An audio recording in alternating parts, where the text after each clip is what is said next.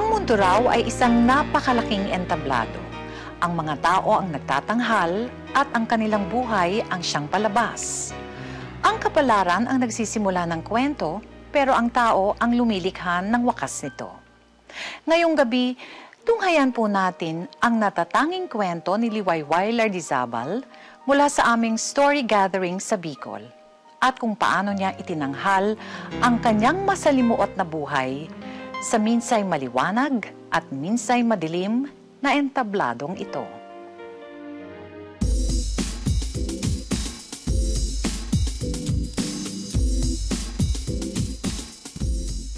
Dear Charo, ako si Liwayway.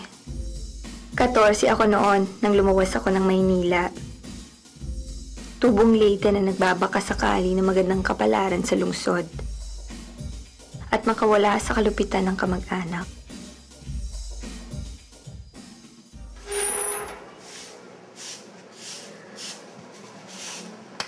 Tinatanga-tanga mo dyan. Halika nga rito.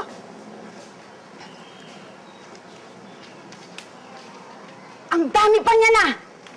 Eh, sinong bibili niyan dito sa loob ng bahay? Eh, Chang, inikot ko na po yung buong baryo eh. It is sana iniikot mo yung kabilang baryo! Tanga! Tanga! Tanga! Tanga! Tanga! Tatamad-tamad ka talaga! Ha? Magaling ka lamang pagdating sa paglamon! Manang-mana ka sa ama mo, napakawalang hiya at saksakan ng responsable! Chang! Dito ka. Pasok ka dito. naman po. Yun pa po kay kulong dyan, Chang. Pasok! Chang, Hindi! Diyan ka! Pumasok ka sabi! Pasok! Inay, tama na po! Diyan ka! Chang, yung kay At hindi ka lalaman na hindi ka nagtatanda! Chang, yung kay kulong dito. Tumigil ka! Chang! Chang! Tanong ka pa dyan, pumasok ka sa loob. Chang, huwag niyo kay kulong dito, Chang! Pasok! Yung kay kulong dito! Namatay ang aking ina sa panganganak sa akin. Iniwan ang aking ama si nanay bago pa man ako isilang. Nagkaroon raw siya ng ibang pamilya sa Maynila. Ito ang kwento ng mga kamag-anak at kapitbahay tungkol sa mga magulang ko. Nung mamatay si nanay, naiwan ako sa pangangalaga ng pinsan niya. Nanay ka rin ang tawag ko sa kanya. Pero di ko naramdaman na naging nanay siya sa akin, kahit minsan. Nay, sana nandito ka na lang. Hirap na po kasi ko eh. Sana kung nandito si tatay, magsasaya nating tatlo.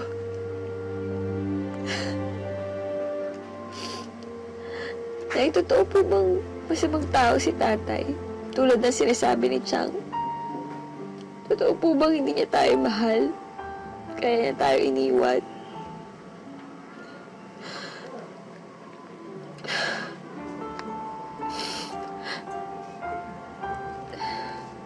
Sana makita ko siya.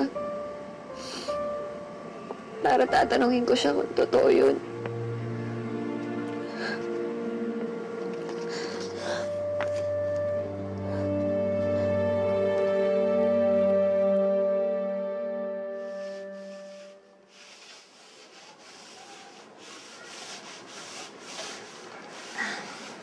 Dolores, pwede ba kita maabala saglit? Gusto ko kasing matutunan isulat yung pangalan ko eh. Yun lang ba?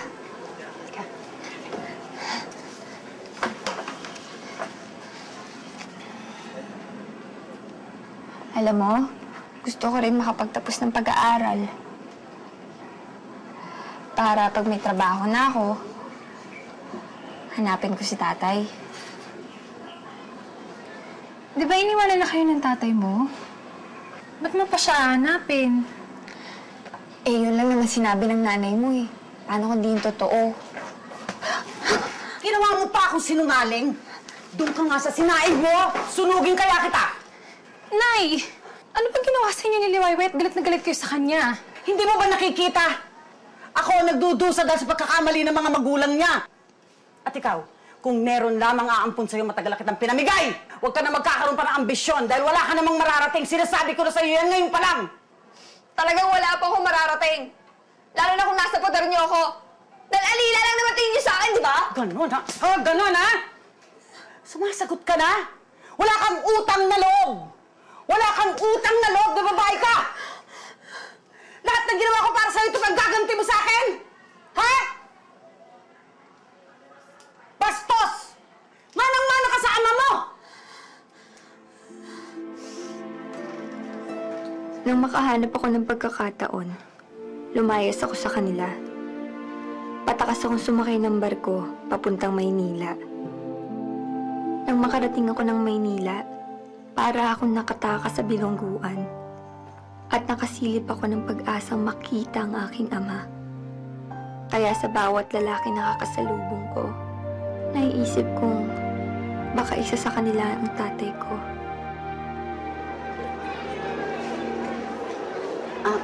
Ineng!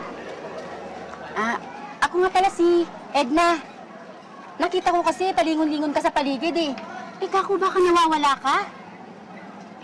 Kakarating ko lang po kasi dito sa Maynila. Ganun ba? Saan ka pa galing probinsya? Tsaka, ano ka pangalan mo? Liwayway po. Galing po ako ng Leyte. Liwayway. Kung wala ka namang matutuluyan dito, kung nabahala sa'yo, bibigyan pa kita ng trabaho. Halika, baka nagugutom ka na. Sigurado gutom ka na. Halika na, kumain ka muna dun. Salamat po. Sige na. O yan, mamili ka na kung anong gusto mo ha. Kumain ka. Iyon na ako eh. Kung anong gusto mo, kainin mo na. Sandali lang ako. Ha? Manang Apo. Bigyan mo ha. Apo. Ano pong gusto nyo? Isda na lang po.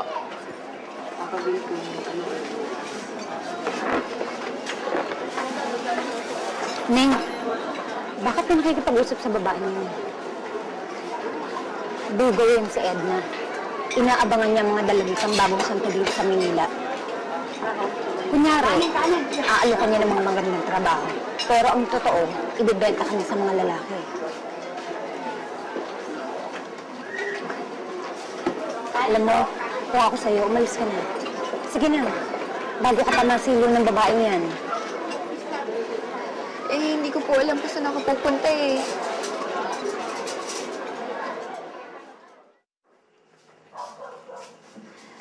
Ate Suela, hayaan niyo na ako dito sa gawaing bahay. Nakaganti man lang ako sa pagpapatuloy niyo sa akin. Paano ka ba? Wala yun, no? Naalala ko nga ang sarili ko sa'yo eh, nung bagong saltagin ako dito sa Maynila. Alam ko yung pakiramdam na walang matuluyan. Salamat, Ate Suela, ha? Alam mo kung ako nga lang sanang masusunod, mas gugustuhin ko umuwi ka na lang sa probinsya niyo eh. Hindi mo kilala ang Maynila. Pero mas may pag-asa po ako dito, Ate Suela, eh. Kesa sa amin. Gusto ko makapagtapos ng pag-aaral. Para namang bago yung buhay ko. Tsaka higit sa lahat, Ate Suela, gusto ko pong hanapin yung tatay ko, eh. Kailan mo ba huling nakita tatay mo? Namumukhaan mo ba siya? Hindi ko pa po siya nakikita, eh. Pero alam ko yung pangalan niya. Epifanio Lartizabal. Litrato niya. Sa laki ba naman ng Maynila, paano mo na nakahanapin ng tatay mo? Kung ganyang pangalan lang niya ang alam mo. Hayaan mo, magtatanong-tanong ako, ha? Tandaan mo to, ha? Ngayong nandito ka na sa Maynila, dapat matuto ka maging palaban. Dapat maging matibay ka. Dahil kung hindi, lalamunin ka ng lungsod ng buong buo.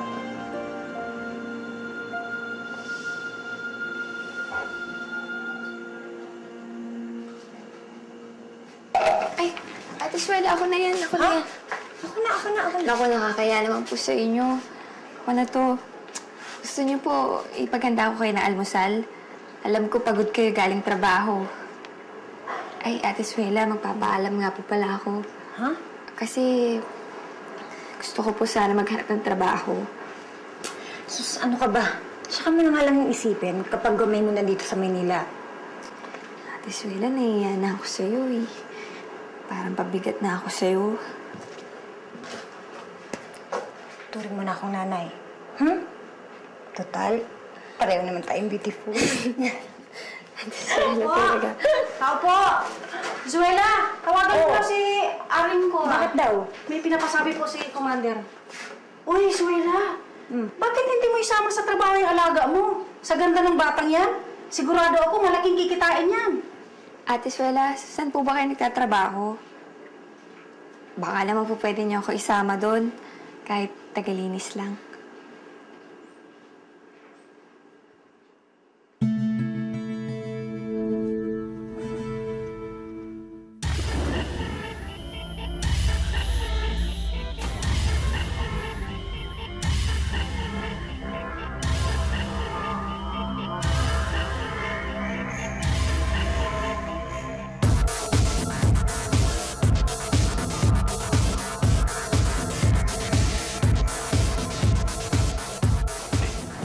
Tuwang ka na bagsakan ko. Agogodado sa'yo. Sabi ko nun sa sarili ko, sandali lang ako dito. Pero yung sandaling yun, inaabot na ako ng 15 taon. O ngayon, siguro ko naman naiintindihan mo na kung bakit mas gusto kong umuwi ka na lang sa inyo. Cora, gusto ko rin itibong ni Mr. Pio.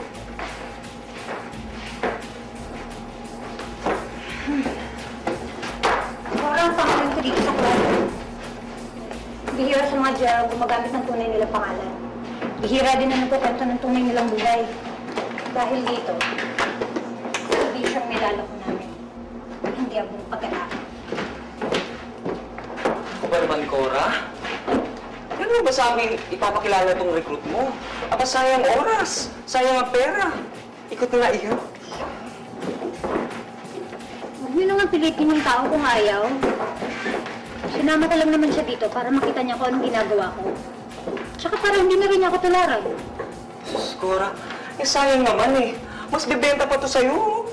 Mas maganda, may katawan, sariwa. Ano, Iha?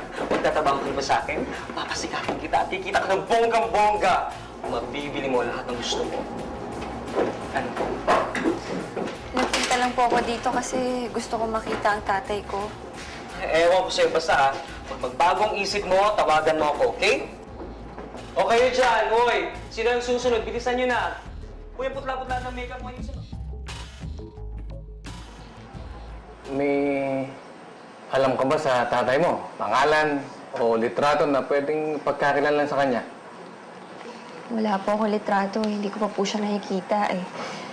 Pero alam ko po yung pangalan niya. Epifanio Lartizabal. Ining, mahirap yung gusto mong ipagawa sa amin. Malaking pera ang uubusin dito. May pera ka bang gagastusin? Parang awa niyo na po. Tulungan niyo po ako. Simula pagkabata ko, gustong-gusto ko na makita ang tatay ko eh. Kailangan ko tatay ko.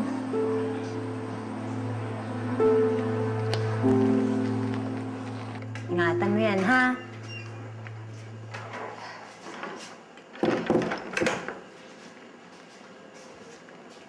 Oh, kumusta ang paghahanap mo sa tatay mo? Hinahanapan po ako ng pera ng mga pulis eh. Para daw po hanapin nila yung tatay ko. Ay, naku. Ganyan talaga dito sa Maynila. Konting kibot mo, pera. Hayaan mo. Tutulungan kita makahanap ng trabaho. Ipapasok kita kahit katulong sa mga kumari ko. Maliit lang ang sweldo pero okay na yun. Kaysa naman wala, di ba? Gusto ko po sana pumasok sa club. Ha?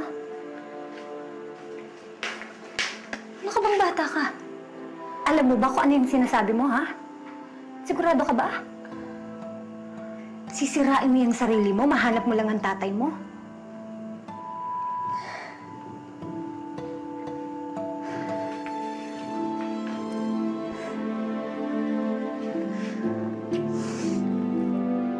Dito rin ako sa Kingarimuna nagsayaw. Kagandahan dito, hindi mo kailangan tumable sa customer kung ayaw mo. Basta Pagalingan mo lang yung tagilin pagkatapos kikita ka na ng maayos.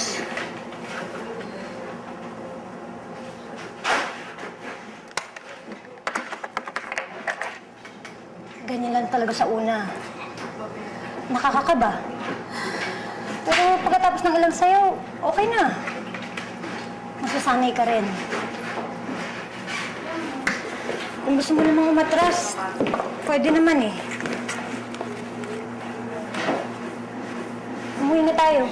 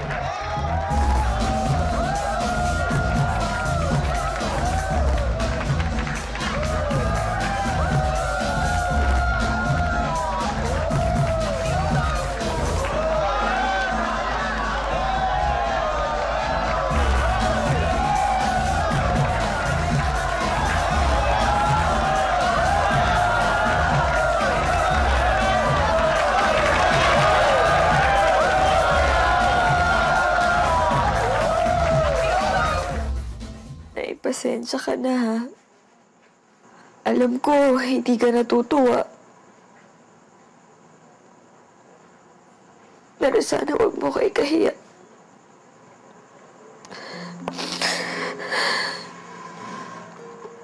Pinapangako ko, hindi ako magtatagal dito sa trabaho to.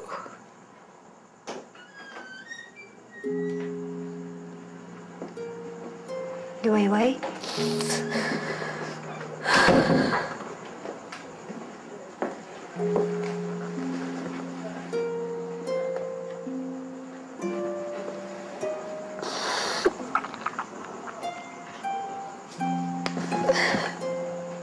Sige lang. Iyak mo. Ganyan din ako nun eh. Hindi lang isang gabi, umiiyak ako. Hanggang ngayon. Pero iniisip ko na lang, ginagawa ko to para sa anak ko. Kahit nalugmok na ako sa trabaho, hindi pa rin ako tumitigil na magtrabaho sa club. Kahit na ano, gagawin ko para lang sa anak ko. Kahit na ano.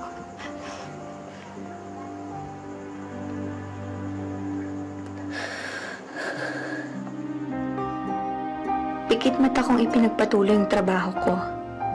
Ayoko magpadala sa hiya dahil may mga bagay na gusto kong mangyari sa buhay ko.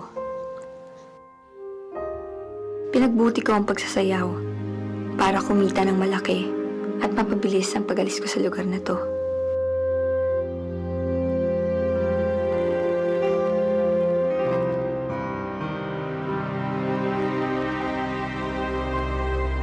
Sige na, pumayag ka na. Garantiyan si Mr. Javier. Mama, alam mo namang ayokong tumitable, di ba? Ay, naku, Day. Wala kang mararating sa pasayaw-sayaw na yan. Nausap-gurang ka na, hindi ka pa umaasenso. Hindi ko pa talaga kaya. Mahala ka nga, mag-kiss lang sa barya-barya.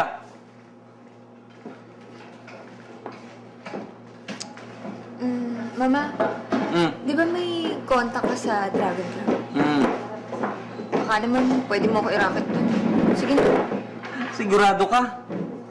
Mas wala mga lalaki ron. Bawal ang mga pakieme-kieme.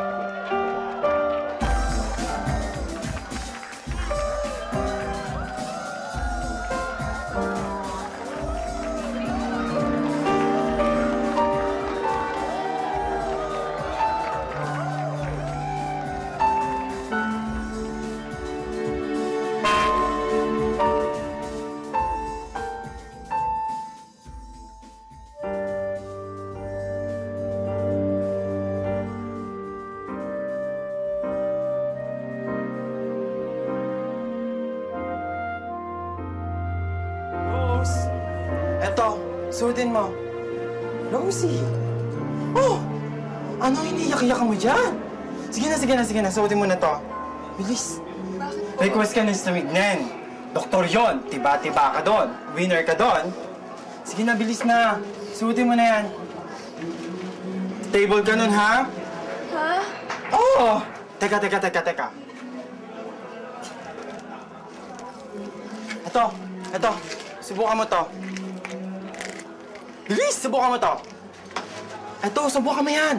Palalakasin yan ang loob mo. Tatanggalin niya ng hiya mo. Bilis, inumin mo na yan. Oh! Hi, sir. Pang. Eto na ho si Rosie. Napakaganda ho, di ba? Oh, maganda siya. Halika, maupo ka. Sige. Virgin ho yan. Okay. Sige. Sige na. Rosie, maupo ka. Sige na. Sige na, upo ka. Huwag takot sa akin. Sige, sorry, Choy. Sige. Oh. Ano bang gusto mo dyan? Sige na. Akong bahala. Sky is the limit. Sir, matutulungan niyo po ba talaga ako mahanap tatay ko?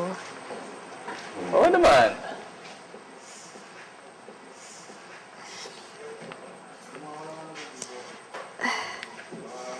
Ito na lang po yung ipon ko, sir, eh.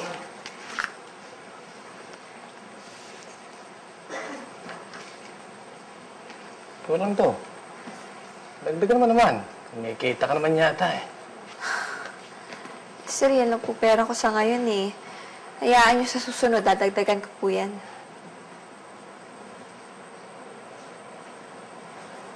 Kung gusto mo, serbisyo mo na lang ibayad mo sa akin. Ako nang bahala sa tatay mo.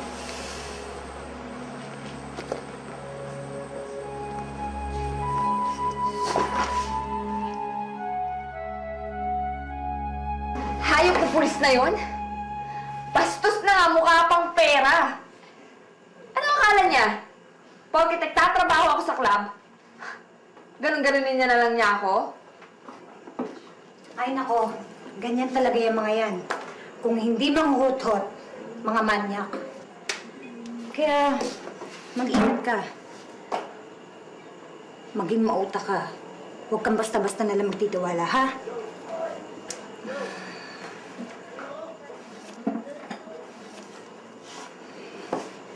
Liwayway,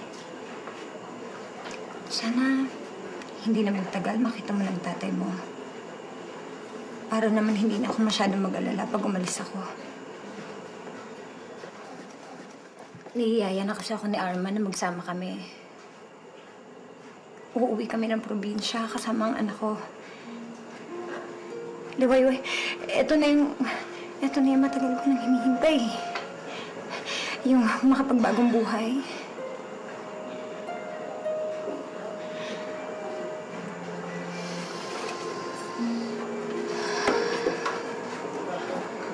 Kahit naman hindi na tayo magkasama, hindi naman kita makakalimutan eh. Hindi pa rin ako mawawala. Sulatan mo ko, ha? Lagi ka mag-iingat. Ingatan mo ang sarili mo. Ha? Tsaka sana, makaalis ka na rin sa club.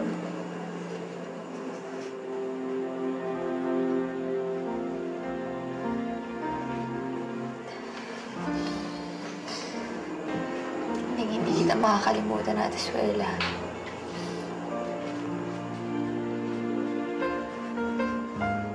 Naging mahirap sa akin ang pag-alis ni Ate Suela. Muli ako nawalan ng pamilya.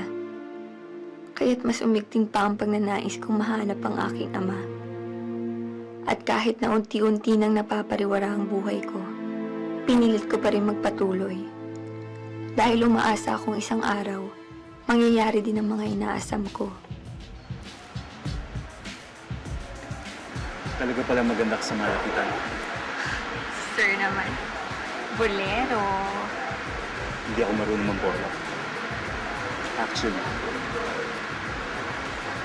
kanina pa kita gustong iakit sa taas, sa VIP room. Ready ka ba? Sir, hanggang sa pag-table lang po kasi ako eh. Kaya ko naman magbayad ng malaki. Magkano ba ang presyo mo? Sabihin mo. Name it.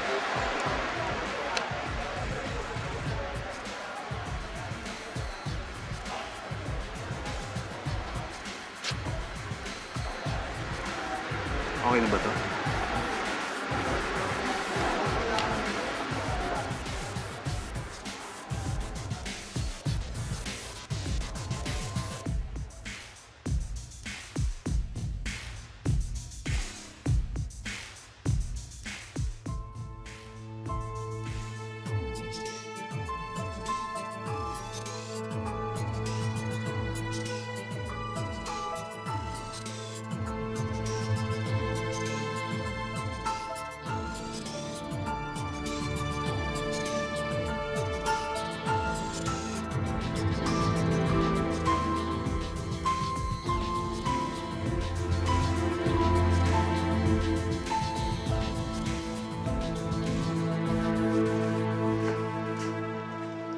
Oh, ganda.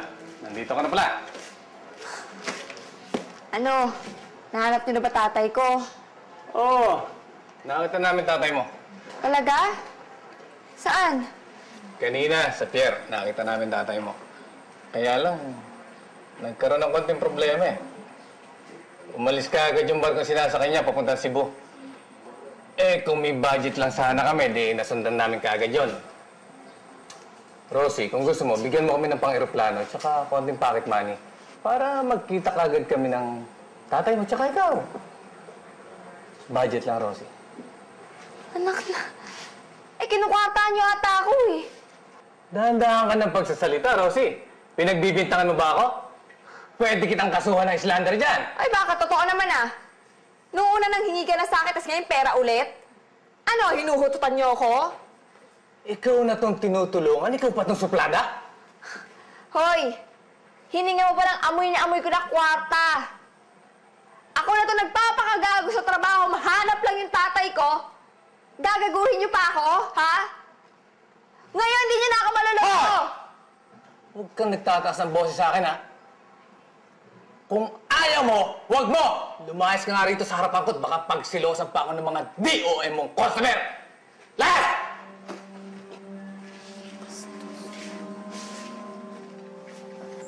Kung ayaw mo magpahanap, edi wag.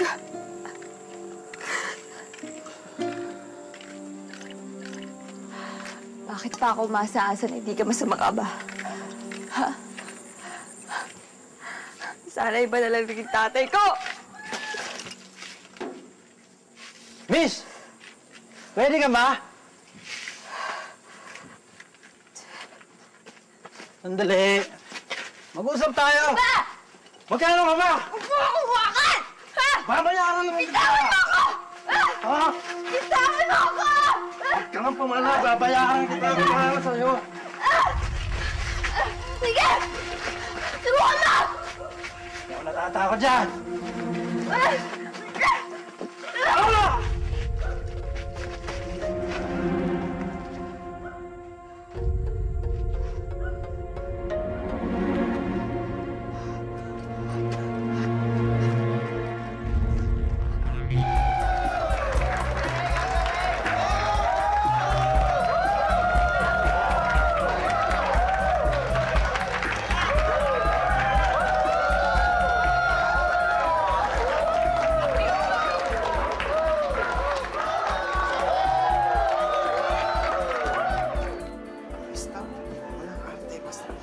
Oh, Mama. Ano nangyari sa'yo? Oh, boy. Basta.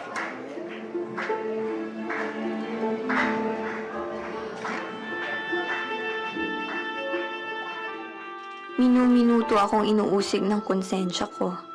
Kahit pilit kong isiksik sa utak ko na pinagtanggol ko lang ang sarili ko. Ang lahat na nangyari sa buhay ko, nangyari dahil lang sa isang hangarin. Ang makita ko ang tatay ko. Sige, salamat. Order, sir? Kayo na lang, beer. Salamat.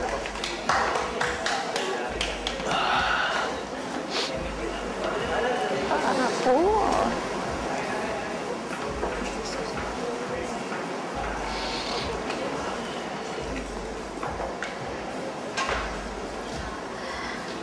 Hi. Nag-iisa ka yata. Ano, nag-aaliw lang.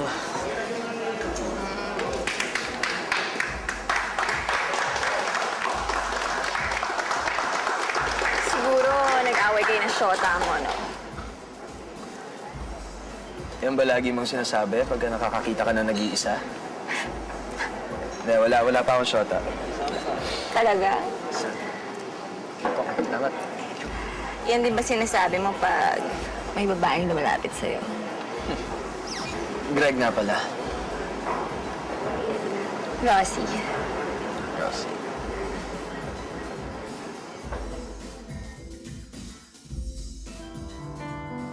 Naging regular ang pagbisita sa akin ni Greg sa club. Halos 3 beses sa isang linggo. Kapag siya ang customer ko, halos wala akong kinikita. Isa lang kasi siyang tricycle driver. Pero palagi kong hinihintay ang kanyang pagdating. Dahil sa atensyong binibigay niya sa akin. Hi! Sorry ha, naghintay ka. Hindi, ayos lang. Ladies drink, gusto mo? Hindi, ayoko. Kakainin ko lang dun eh. Alam mo, tanggapin mo na. Nalulugi ka pagka ako customer mo eh. Ka ba? Wala yun, no?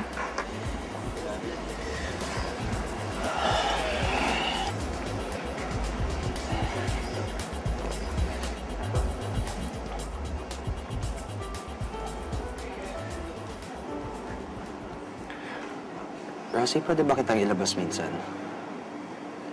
Kaya lang hindi ko mabibigay ang presyo mo. Gusto lang talaga kitang makasama. Rosie, gusto kita. Nung una pa lang kitang nakita sa club eh.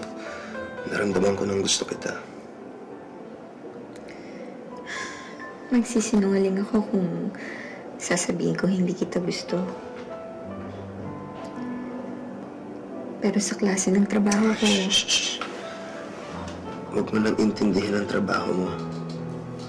Naiintindihan ko. Kasi mahal kita.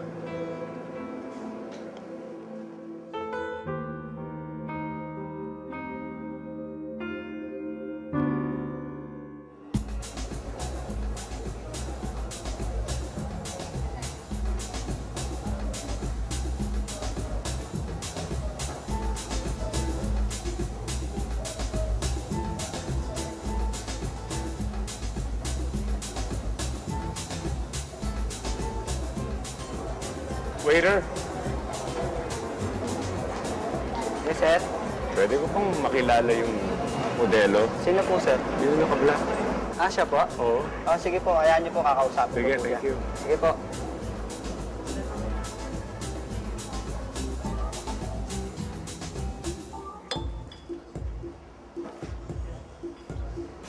Salamat, pinagbigyan mo ako. Ako nga pala si Yeng. Rosie, first time mo dito. Oo. Kasama ko kanina yung kumpare ko, kaya lang umuwi ka agad eh. Naisip ko, 4:00 pa naman ang dating ng mga gulay. Papatay na lang ng oras dito. Biyahera kasi ako ng gulay sa Divisoria. Hindi ka kaya hinahanap ng misis mo niyan. Misis ko. Matagal na akong video. Sa katunayan nga, 2 beses na eh. Talaga.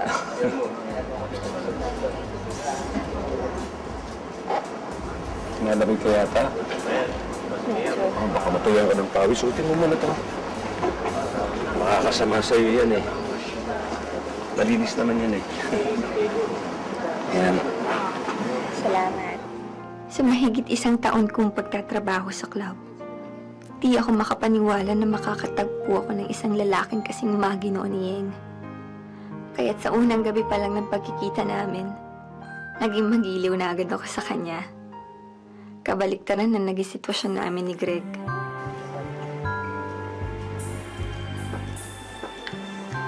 Sir, iwan ko lang po kayo sandali, ha?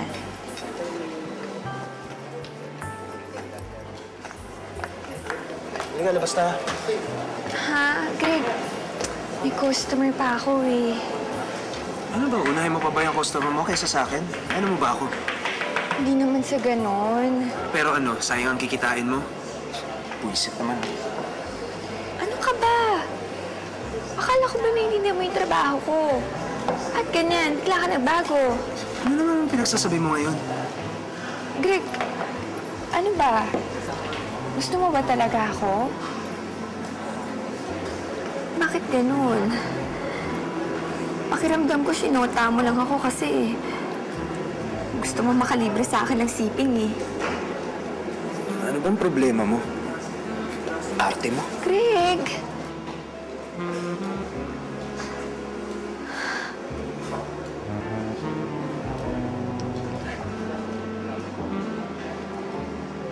Hi, Rosie.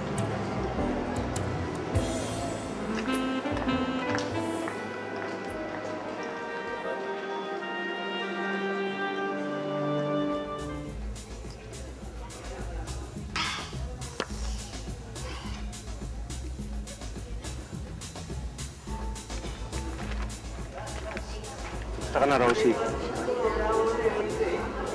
Naabangan kita nung isang gabi. Sabi ng waiter, masama raw pakiramdam mo. Dinala kita ng gulay sa mga prutas.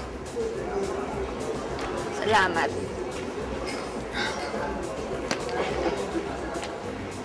Kung masama pakiramdam mo, sana nagpahinga ka na lang. Hindi ka na sana pumasok. Ayos lang ako. Kung okay ka lang, Rosie, pwede ba kita ngayayang lumabas?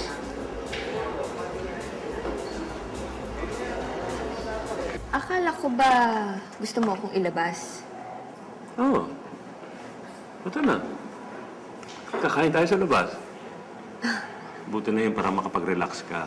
Kahit hindi ka nagsasalita, alam ko may dinadamdam ka. Ano gusto mong kainin? Kahit ano. Ikaw bahala. Ako nang bahala. O, sige. Beef caldereta? Caldereta? Okay lang yan? Oo naman. Pakbet. Plain rice lang, dalawa. Okay po. Dalawang iced tea. Ang dami na. Yun lang.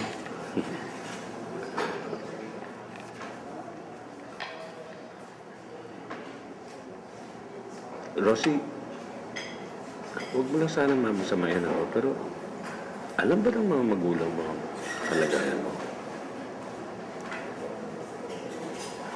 Wala na akong magulang eh.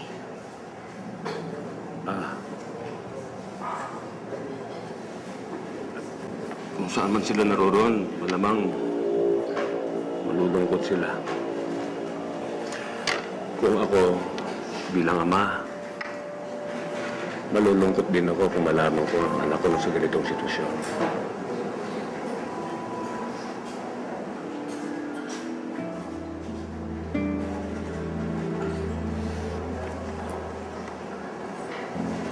Sana lahat ng lalaki katulad mo.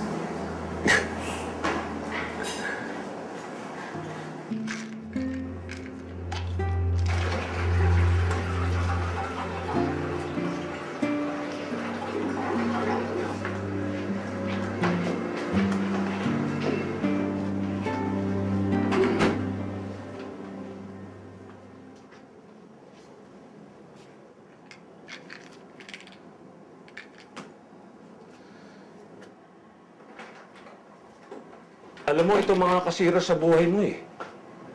Halika na. Simulan na natin umaandar ang metro ko. Rosie, wag. Bakit? Hindi mo ba ako gusto? Hindi. Gusto. Kaya lang kung gagawin natin ito, wag customer ang turing mo sa akin. Rosie, kung papayag ka, magsama tayo. Ihalis kita sa club. Tutulungan kita magbagong buhay.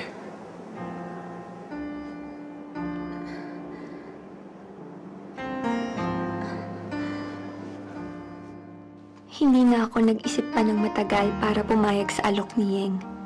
Bukod sa muli ako nakahanap ng makakapitan, ramdam kong mahal at nirirespeto niya ako. Pasensya ka na muna, ha? Malikitong po ako. Hayaan mo, kapag nakapag-ipon-ipon na ako, magpapatayo tayo ng sarili nating bahay. Anong pasensya? Yeng, sobra-sobra na to. Maraming salamat, ha. Dito tayo bubuo ng pamilya natin. Masayang pamilya. Rosie, hanggang sa makakaya ko, paliligayahin kita.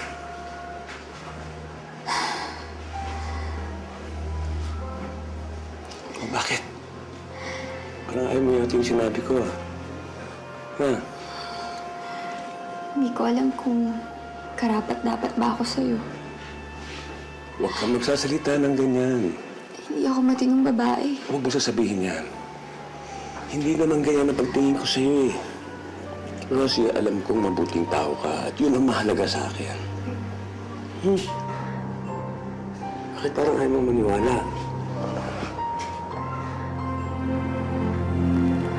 Mahal na kita, Yeng. Masasaktan ako kung magbabago ka. Hindi, Rosie. Hindi ako magbabago. Hindi kita lulukoyin, hindi kita bibiguin. Pangako yan. Naniniwala ako. Nagtitiwala ako sa'yo. Pinapangako ko. Hindi ka magsisisi na minahal mo ako.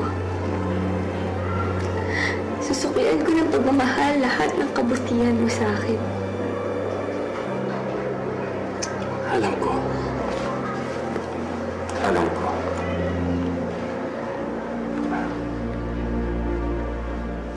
Balikan ko na lang ibang gamit. Sige. Hindi na mo kakasa.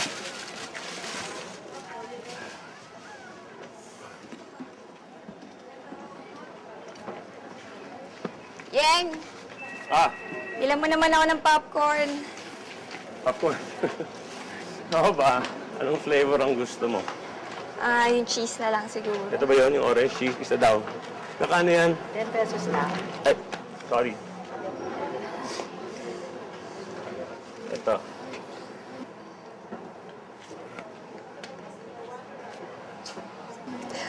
Sino to? Ha? Wala isang babaeng naging bahagi ng buwan ko nung araw. Bakit? Bakit may litrato ka ng nanay ko? Ha?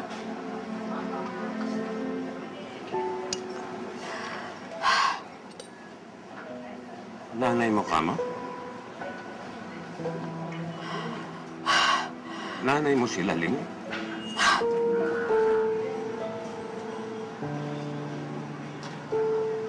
Iwayway? Anak?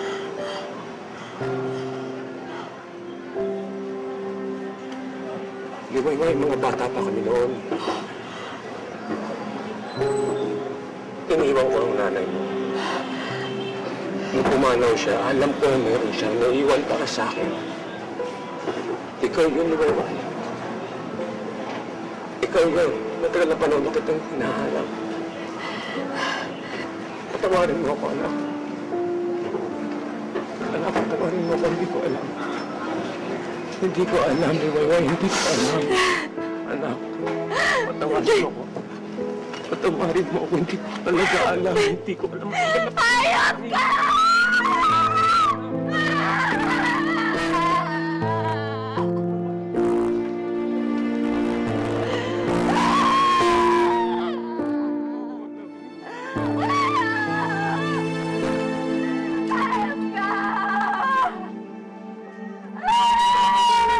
Tay! Tay, anong gulo to? Anong ginagawa niyo sa babaeng to? Wala akong ginagawa sa kanya. Rosie? Ba't ka umiiyak? Tatay ko ba pinalit mo sa akin? Hindi, Greg. Greg, kapatid mo siya sa Siliwayway. Kapatid? Hayop kayo! Hayop kayo! Siliwayway!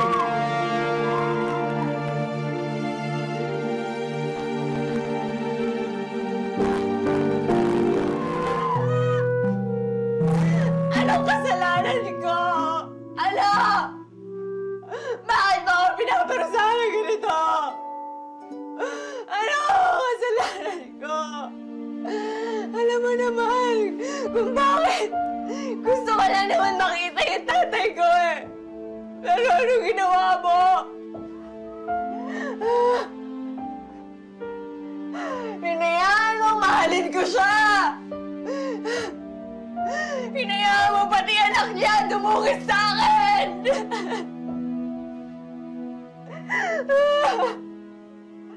Nung makita ko siya, ang sakit!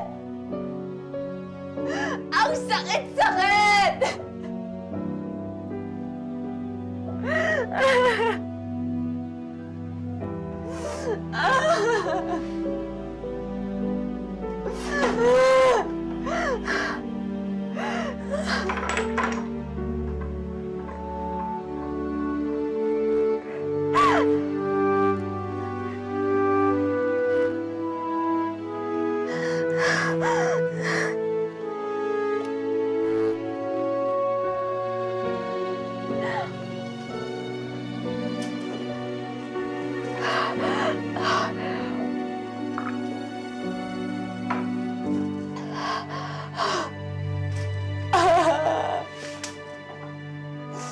Hindi ko alam kung magpapasalamat o magagalit ako sa Diyos na binuhay ba niya ako. Pagkatapos ng mga nangyari, hindi ko na alam. Hindi ko na alam. Nagpakalayo-layo ako para kalimutan ang lahat. Pero para siyang bangungot na paulit-ulit na bumabalik.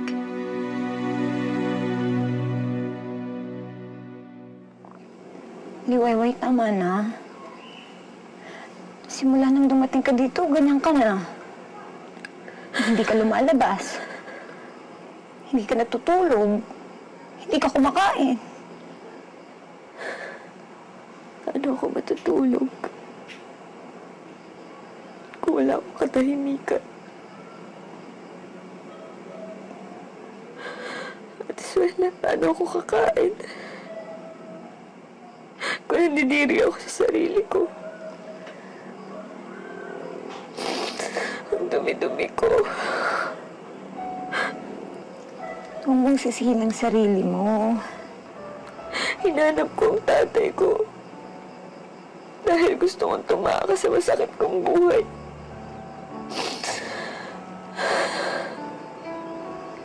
Pero mas masakit pa pala yung naghihintay sa akin. Kung alam ko lang na kami magkikita, nakinig ako sa'yo.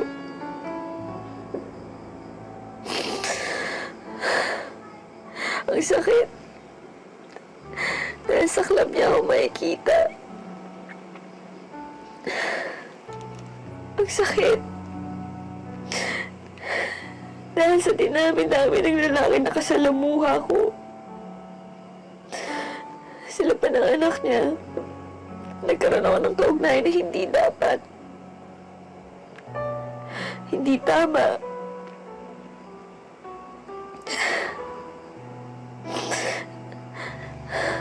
Mas masakit pa dun. Minahal ko yung sarili kong ama. Ang dumi-dumi ko, Ate Swela. Dumi-dumi ko. Hindi mo kasalanan kung ano yung mga nangyari sa'yo. Huwag mo parusahan ang sarili mo. Kalimutan mo lang yung mga nangyari. Magbagong buhay ka. Liwayway, kung makaya ko, makakaya ka rin. Dahil sa kabila ng lahat, malinis ang puso mo. At yun ang wala sa mga taong nananakit sa'yo. At yun ang ipagmamalaki mo sa kanila.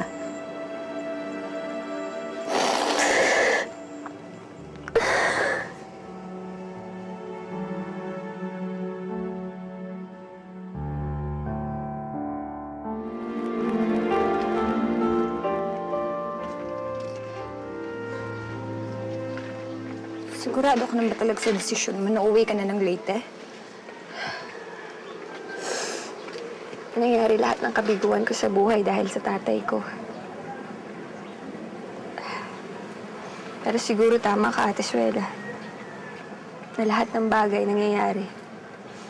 Pero may dahilan yun. Hindi ko man natagpuan yung pagmamahal ng tatay ko. Pero, yung paghahanap ko sa kanya, naging daan yun para matagpuan yung sarili ko. Sana sa pag-uwi ko, makapagsimula akong muli. Maraming salamat, Ate Suela.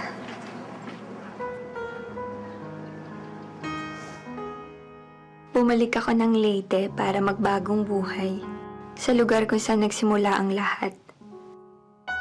Mula noon, di ko na nakita pa ang kapatid kong si Greg at ang aking ama.